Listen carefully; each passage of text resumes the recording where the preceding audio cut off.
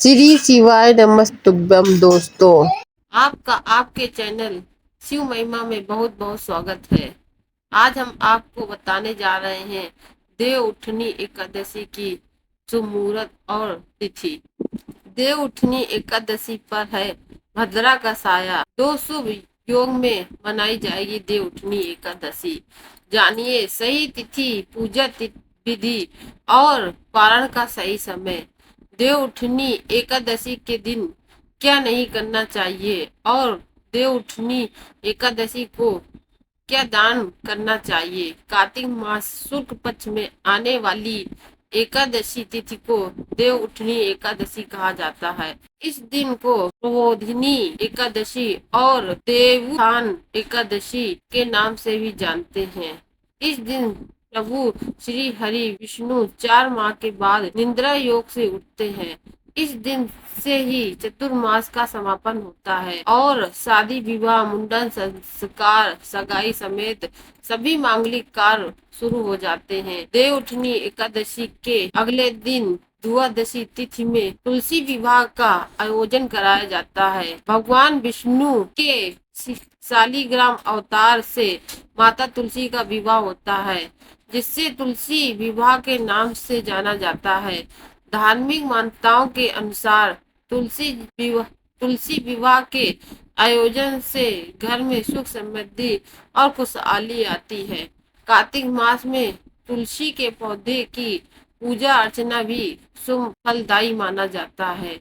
आइए जानते हैं देव उठनी एकादशी और तुलसी विवाह की सही तिथि और शुभ मुहूर्त। देव उठनी एकादशी की सही तिथि। देव उठनी एकादशी 12 नवंबर को, जबकि एकादशी तिथि 11 नवंबर को शाम 11:47 से लग जाएगी। वहीं इस तिथि की समाप्ति अगले दिन यानी 12 नवंबर को 4:14 पर होगी। देव उठनी एकादशी का पारण कब किया जाएगा। देव उठनी एकादशी व्रत का पारण 13 नवंबर को द्वादशी तिथि में सुबह 9 बजे तक कर लेना उत्तम होगा।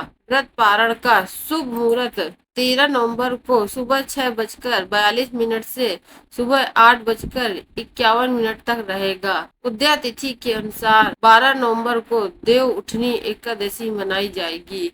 इस साल तुलसी विवाह 13 नवंबर 2024 बुधवार को मनाया जाएगा। खास बात यह है कि इस बार देव उठनी एकादशी के अगले दिन 13 नवंबर 2024 को तुलसी विवाह है। इस दिन भगवान श्री हरि व तुलसी माता की विधिवत पूजा का विधान है। देव उठनी एकादशी पर बनेंगे कई संयोग। देव उठनी एकादशी के दिन सुबह 7:10 तक हर्षण योग का निर्माण हो रहा है। वहीं ब्रज योग पूरे दिन रहेगा। स्वार्थ सिद्ध योग 12 नवंबर को सुबह 7:52 से लेकर 13 नवंबर को सुबह 5:40 स्वार्थ सिद्ध योग का निर्माण होगा। रवि योग देव उठनी एकादशी के दिन सुबह 6:43 से 7:52 तक रवि योग का निर्माण होगा। भद्रा काल वही सुबह 6:33 से शाम 4:04 तक भद्रा का भी साया रहेगा। ज्योतिष में भद्रा के साये में शुभ कार्य की मनाही होती है। कार्तिक महीने की पूर्णिमा तिथि नवंबर 15 2024 को सुबह 6:19 से प्रारंभ हो रही है। इसकी समाप्ति नवंबर 16 2024 को 2:58 पर होगी। ऐसे में कार्तिक पूर्णिमा 15 नवंबर को मान होगी। इस दिन चंद्रोदय का समय शाम 4:51 रहेगा। इस प्रकार कार्तिक पूर्णिमा 15 नवंबर दिन शुक्रवार को पड़ रही है। कार्तिक पूर्णिमा तिथि भगवान विष्णु और माता लक्ष्मी को प्रिय होती है।